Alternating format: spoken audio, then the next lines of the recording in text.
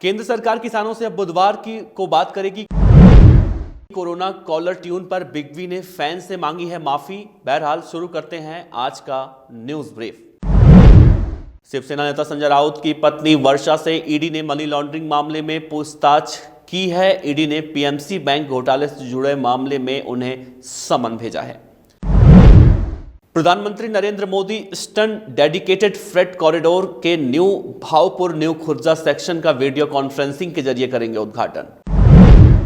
अयोध्या के श्री राम मंदिर की नींव को लेकर दिल्ली में अहम बैठक होगी। इसमें नींव की कंक्रीट में पाइलिंग या पत्थर के इस्तेमाल पर फैसला लिया जाएगा। कृषि बिलों के खिलाफ किसानों के आंदोलन का सोमवार को 33वां दिन था। इस बीच सरकार ने किसानों को 30 दिसंबर को बातचीत के लिए बुलाया है। मीटिंग दोपहर 2 बजे विज्ञान भवन में होगी। इससे पहले किसानों ने शनिवार को सरकार को चिट्ठी लिखकर मंगलवार 11 बजे मीटिंग करने का वक्त दिया था। उन्होंने 4 शर्तें भी रखी हैं। इसी बीच 25 किसान संगठनों के नेताओं ने कृषि कानूनों का समर्थन किया है। उन्होंने सोमवार को कृषि मंत्री नरेंद्र सिंह तोमर से मुलाकात कर समर्थन की चिट्ठी भी सौंपी।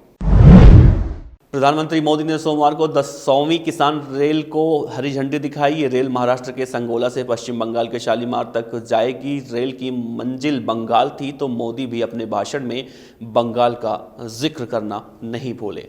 5 दिन में उनके चौथे भाषण में बंगाल शामिल रहा। प्रधानमंत्री नरेंद्र मोदी ने कहा कि अनानास, लीची, केला, मछली बंगाल में इसकी कमी नहीं है। समस्या इन्हें देश के मार्केट में पहुंचाने की है।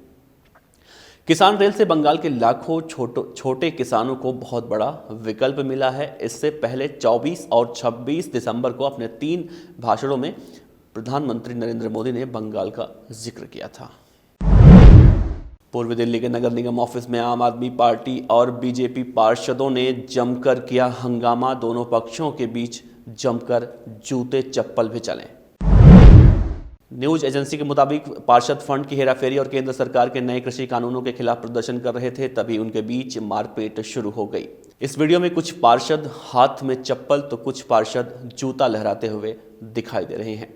बीजेपी पार्षदों ने केजरीवाल शर्म करो और निगम का पैसा जारी करो के नारे भी लगाए। दुनिया के सबसे बड़े vaccine manufacturer serum institute of India यानी कि SII ने भारत की पहली स्वदेशी नीमोकोकल वैक्सीन नीमोसिल लॉन्च कर दिया है। कंपनी ने कहा है कि निमोनिया कोरोना के गंभीर लक्षणों में से एक है। जो दुनिया भर में जो कोविड-19 वैक्सीन बन रही हैं उनके टेस्ट छोटे बच्चों पर नहीं किए गए हैं। ऐसे में ये वैक्सीन बच्चों को कोरोना के गंभीर लक्षणों से बचा सकती है। नीमोसिल को SII ने पाथ और bill and Melinda Gates foundation के साथ मिलकर विकसित किया है।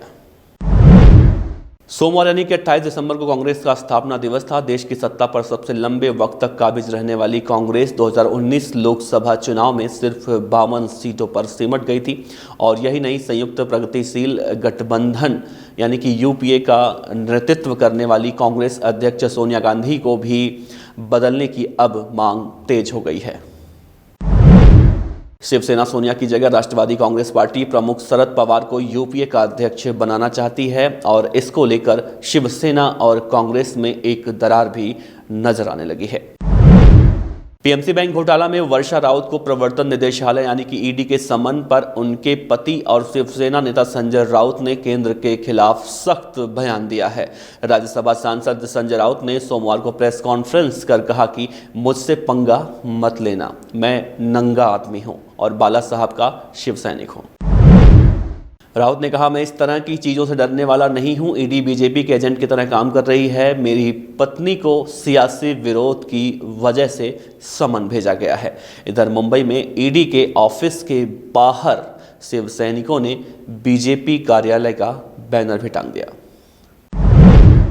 इंटरनेशनल क्रिकेट काउंसिल यानी कि ICC ने सोमवार को क्रिकेट अवार्ड्स के विजेताओं के नामों का ऐलान किया। भारतीय कप्तान विराट कोहली को sir Garfield Sobers male cricketer of the decade यानी कि 2011, 2020 और one day player of the decade award से नवाजा गया। इसके अलावा भारत के पूर्व कप्तान महेंद्र सिंह धोनी को spirit of cricket award of the decade के लिए चुना गया। वहीं ऑस्ट्रेलिया स्टीव स्मिथ को test player of the decade चुना गया।